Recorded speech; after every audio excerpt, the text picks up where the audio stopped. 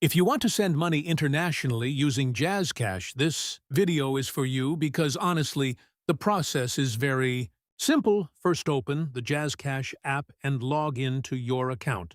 Next, look for International, Transfer or International. Remittance inside the app, then select the country where you want to send the money.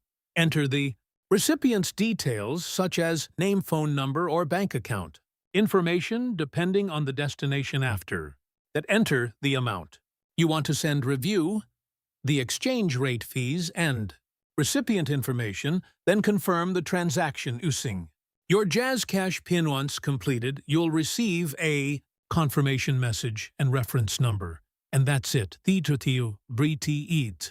Recipient will receive the money according to the processing times of the selected transfer service because, honestly, sending money abroad through JazzCash can take just a few minutes when everything is entered correctly.